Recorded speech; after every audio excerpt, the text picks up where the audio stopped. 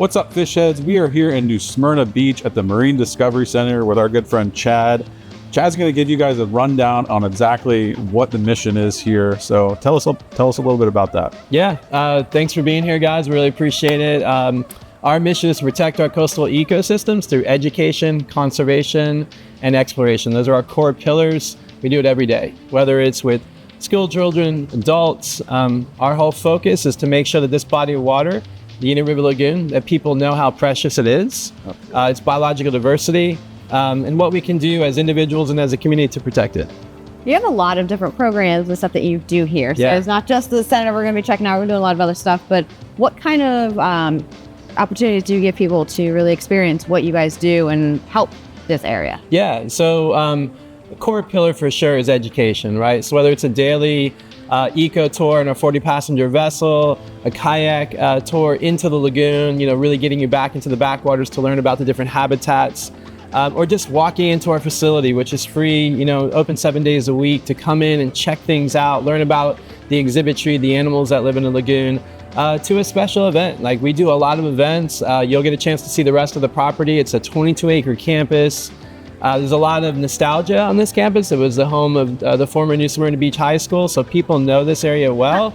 And we've really done a lot to make sure that this is accessible, and that there's great opportunities for the community to come gather and celebrate. So we do music out here. We have music, movie festivals out here. We have like a spooky ooky estuary, coming up, which is, during Halloween. So a lot of cool stuff. That's awesome. Nice. Let's head on and check it out. Sounds good. Come on in.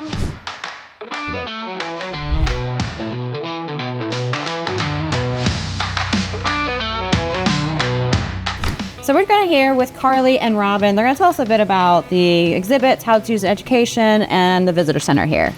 Okay. Yeah, so the exhibits here inside of Marine Discovery Center are all home to animals that you could find in Florida's coastal waters in the Indian River Lagoon.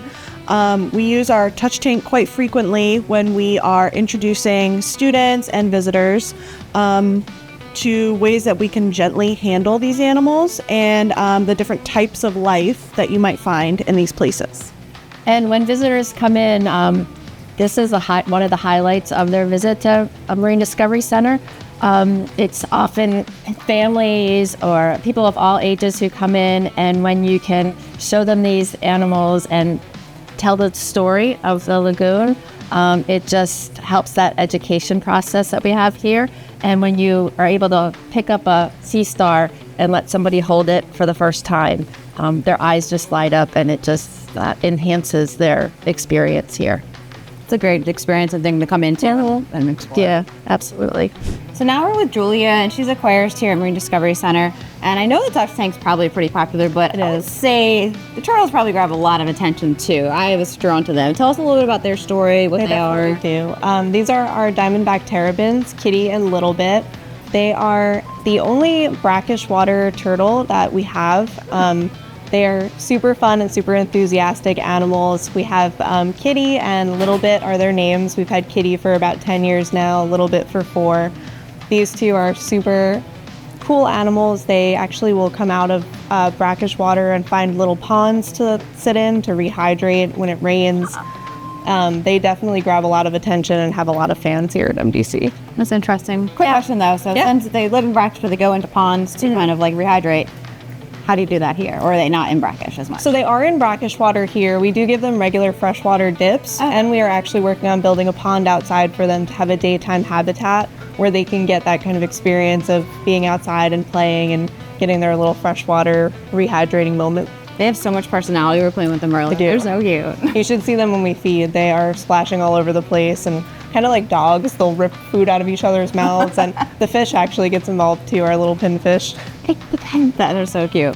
So all the exhibits here we're going to be looking at, they all tie into the local habitats and waterways. So what do we have going on in this one? Yeah, so a lot of people wouldn't expect that this area of Florida would have things like corals, but we do have some soft corals, which are cinnamon corals, and a hard coral oculina here, along with a really big, beautiful sea anemone. All of our fish species in here are local to the Indian River Lagoon and to our inlet areas, some of which we've even caught locally with our collections licenses. So we have a couple grunts and sergeant majors and a cardinal fish, along with a lot of little bottom feeders like urchins and sea cucumbers in this tank. So I was hearing about this one. So this is actually a coral that was done during your cleanup process. So Yes. a little about that. You guys do. Yeah, so our program director, Trey Hanna, does inlet cleanups where they go scuba diving and they will clean up all sorts of debris from in our inlets. And this oculino coral was actually found completely entangled with garbage and fishing line. And so we brought it back here and we removed a lot of the fishing line, but we kept some on there as like a talking point to our guests to show the importance of cleaning up after yourself when you're fishing and having those mindful practices. So you guys actually have 5 Waterbox Aquariums here at Marine Discovery Center. We're going to take a look at one of the 20 gallons you have. You have 3 of them. And you said this is particularly your favorite. Yes. So tell us about this one. Yeah, so we've been calling this one the nursery tank because it houses a lot of our really small critters that we've collected over the past year or so. A lot of these actually came from over our summer camp season. We had the kids collecting every week and camp tanks so that they could show their parents at the end of the week, which was a really amazing process. So in here we have a couple really small horseshoe crabs, which I know you guys just saw our big old horseshoe crab that's in the touch tank. But these little guys are so cool and they molt really frequently at this age. So we're often seeing these kind of perfect molts come up out of them. This guy's swimming right now. He's trying to show off. We also have a teeny tiny urchin in here and a little tiny permit swimming around over here. So this tank is one of the most fun to feed because while it doesn't look like a lot's happening in here right now, once you put food in there, things just start kind of coming up out from underneath the sediment. And you definitely start seeing more than you think would be in here. So this one is definitely a personal favorite of mine. They're so cute. That horseshoe crab just flopping around. It's so silly. There's a little tiny sea star in here too that so he's about this big. Oh, come out. How doing well. Yeah.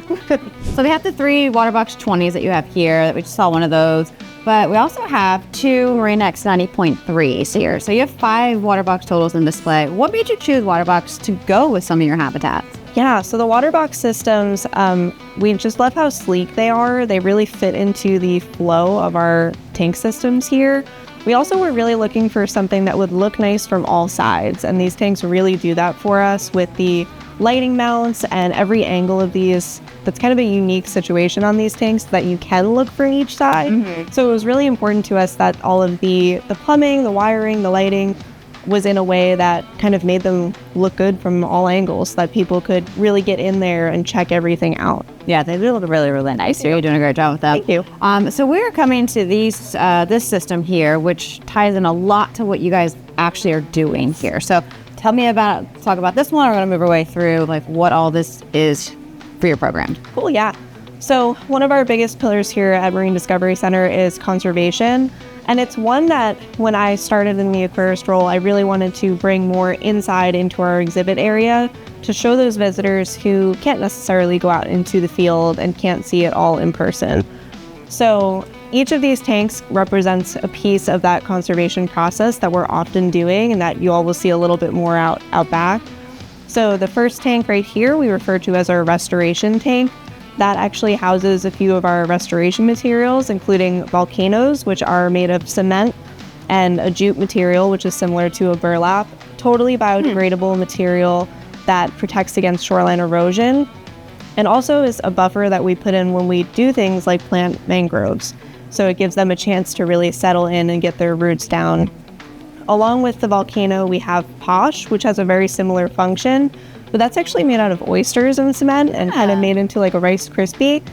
And it serves a similar purpose, but it has a little bit more of that natural look and all those little cracks and crevices for things to grow in and plant on. So those are pretty new to us, but we're really loving the way that they look. So moving on, if you look into our mangrove tank, we actually have a nursery in the back where we're growing things like mangroves and Spartina grasses, and that goes along with our shoreline restoration.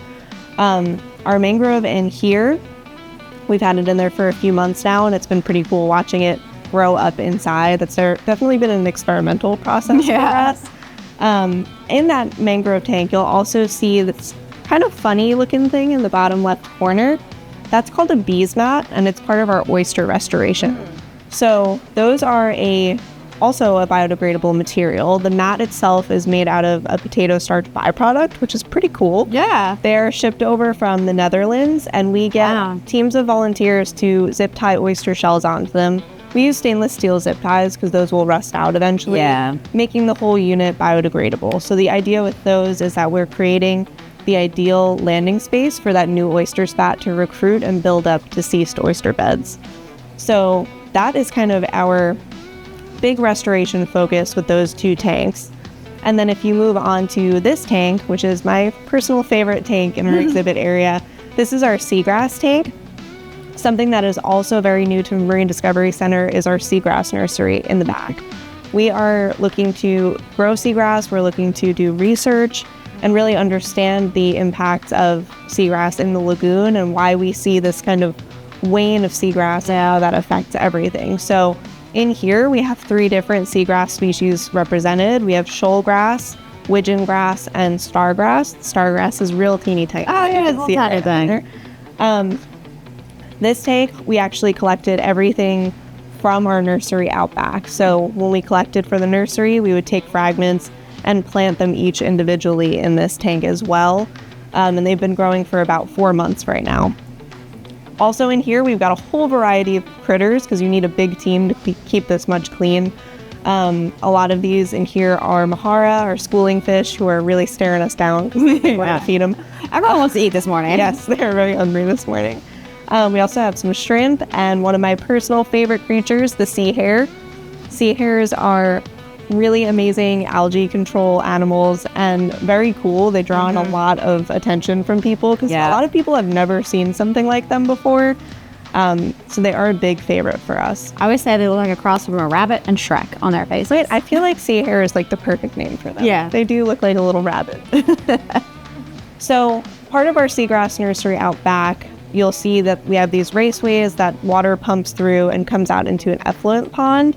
To kind of connect our entire process here at MDC, we actually started pumping water from the effluent to filter it to use in these exhibits. Wow. So we have this full circle process of our connection to our lagoon in our creatures, in our restoration, and in our own water that we're using for That is amazing. Yeah, it's really cool. I can envision this when the mangrove in the middle gets up and big. That's the goal. So pretty. We have some mock-up drawings where it's drawn like the tree that on. I'm looking forward to it. Love the vision, I do. I also want this one to be like a full seagrass bed. Will that grow to the top almost? It'll like get fill tall. in? We'll probably have to trim it back a little bit, actually. That's really, really cool. Yeah, it takes that long for it to grow, huh? It takes a while, yeah. So that's part of the problem too. Yeah, absolutely. And it's pretty sensitive. So, when you're starting up a new tank, you always have your little things that you run into. Yeah. But it seems to be really taking hold now and growing very well. So we're really happy. Great. Really, really neat to see all your exhibits in here. Now we're going to go hands-on and go check out what this is all about actually in the field. Yes.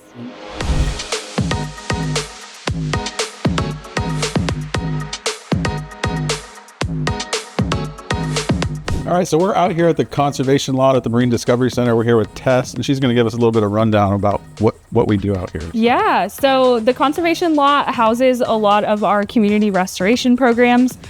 We are inviting people from the public, volunteers, to come out here and get involved with what we do to support habitat restoration in the Indian River Lagoon and beyond.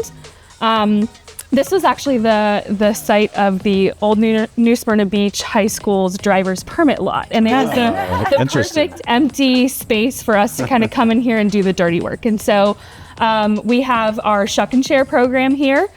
This is a program that was started back in 2014 to partner with local restaurants in the Volusia County area to divert those oyster shells from the restaurants and going to the landfill. And instead using them in habitat restoration practices like your shoreline restoration and your oyster reef restoration. Right. Over 10 years have gone by and we've recycled over 1.2 million pounds of shell from the Volusia County area. And this program and its practices have actually been adopted by about 6 other counties in Florida as well. And so it's this awesome ripple effect. And then we also have started using our non-plastic biodegradable materials. And so you're seeing things like our jute and pH balanced cement oyster volcanoes. These are used a lot in those shoreline restoration practices where we are pretty much trying to make sure that our shorelines can stay healthy. They're not facing that erosion anymore from things like boat wakes or larger natural events. So these are items that are deployed to help calm those waters, let the vegetation that we plant behind it grow back in, and really kind of rebuild those shorelines. And we're also using our shuck and share oyster shells in things like our oyster mats and the posh modules that we'll be making today. So there's a lot going on here all the time. And then, of course, Sam will introduce you to the clam and seagrass nursery operation as well.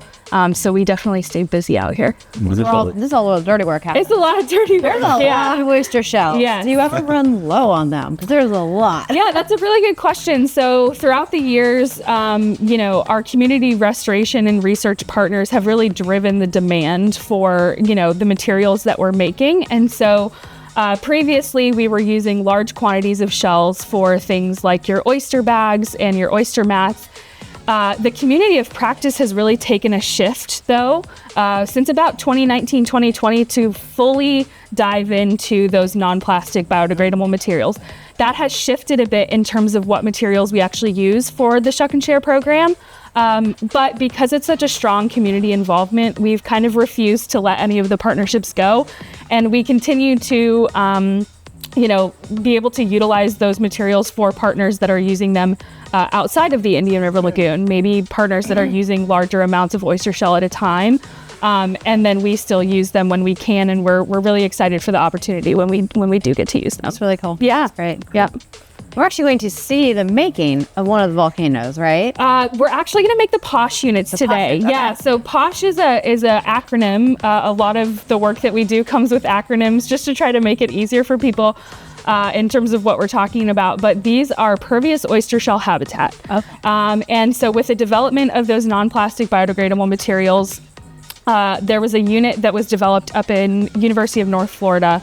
And they took the oyster shells from oyster recycling programs and mixed it with a pH balanced cement.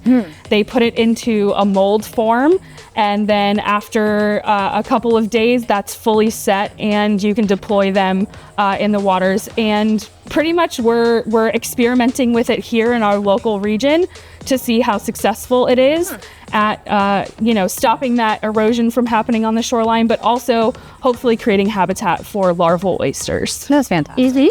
Yeah.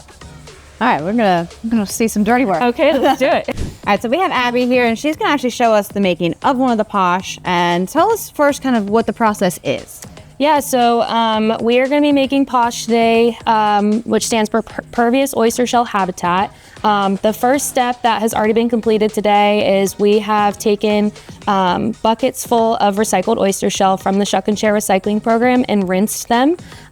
They have been drying and draining for about an hour now, so we are going to be taking a bucket full of oyster shell over here. We will be dumping it in the cement mixer behind me. We're gonna let that cement mixer run for just a couple minutes, and then I'm going to dump some dry powder of this, our dry cement powder.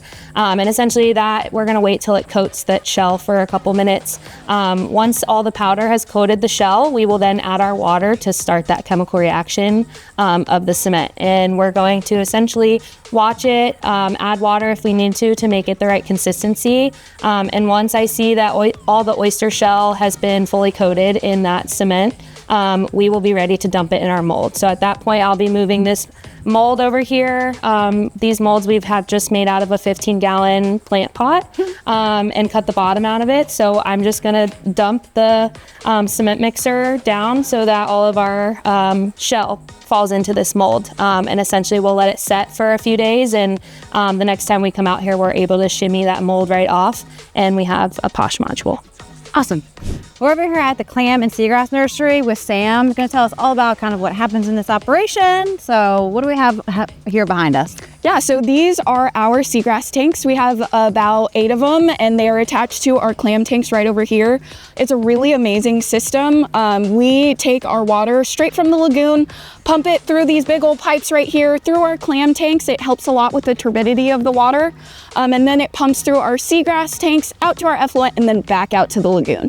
So all our grass here is growing in the water that it's going to be planted in. Got the natural food sources and everything. Oh, absolutely. All the cool creatures. They're really amazing to look at because it's like you're looking at the bottom of the lagoon floor. So, all right. So that's how the water comes through. But what is happening in the tanks as far as we're growing, releasing? What are we doing with everything? Yeah, of course. So we have 7 different species of seagrass in the Indian River Lagoon, but here at MDC, we work with 3 specific species, Helidulu rhytii, Helophylla englemani, and then Rupia maritima.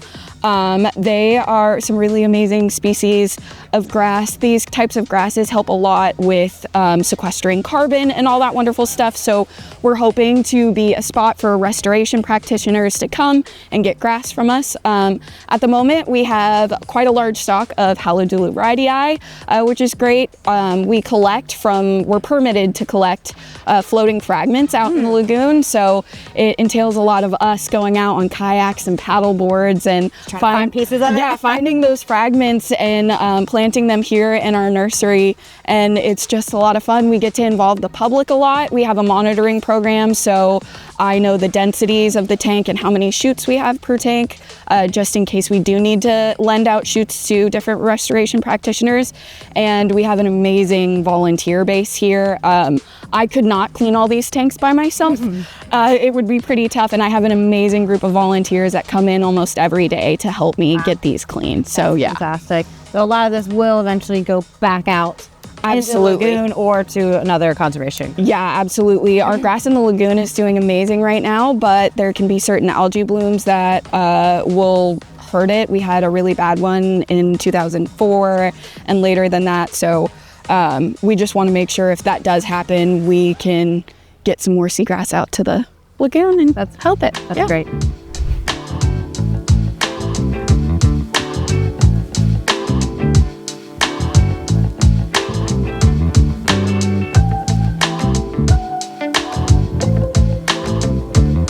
We're up here on Mount Morgan with Trey here, and there's a bit of a cool story behind where we're standing right now. Can you tell us a little bit about what's going on? Absolutely. So this is actually the second highest point in New Smyrna Beach, standing at 30.1 feet above sea level. And this entire project is a restoration project that started in 2014 to kind of remove a track and field that was here from the previous high school and take it back to natural levels. And what we did back here was clear out, level it out, add some areas that you could paddle through, and also replanted about 25,000 marsh grasses through here. And if you notice now, there's really very minimal marsh grasses left as the mangroves came in. But this whole project is about 5.5 acres. And again, that was in 2014. So everything, all the dirt and everything that came got put into this pile. Yep. And has now grown over. And it's one of the most beautiful places to go and look at the surrounding areas from. Absolutely. You can see Ponce Inlet Lighthouse right over there. And just kind of really a great view. We do rocket launch viewings from here and just a really cool spot. We've done some kind of astronomy courses out here. So it's just a great spot on campus. That's really cool. And we see something very cool right down below here. And we're going to take a look at that. All right, that sounds great. All right, so I wasn't expecting to see a huge whale skeleton walk here, but you do have one. Tell us a little bit about what it is and why you have it here. Sure, this is a juvenile humpback whale, and it washed up in Brevard County in about 2002, 2003, if I remember correctly. And it was housed at the Marine Science Center over in Ponce Inlet for a long time. And within the last year, they kind of reached out to us and they were making some changes over there and they asked if we would like it. And we said, absolutely. And then we decided, what are we gonna do with this large whale? And with some convincing with our executive director, we were able to put it on the side of our Mount Morgan here. And it's really cool because you can see it across the entire property. And yeah, it's kind of a really unique feature to have. It's a really cool staple on Marine Discovery Center now. That's pretty cool. All right, so we are here at this beautiful living shoreline, Chad. Tell us a little bit about this project.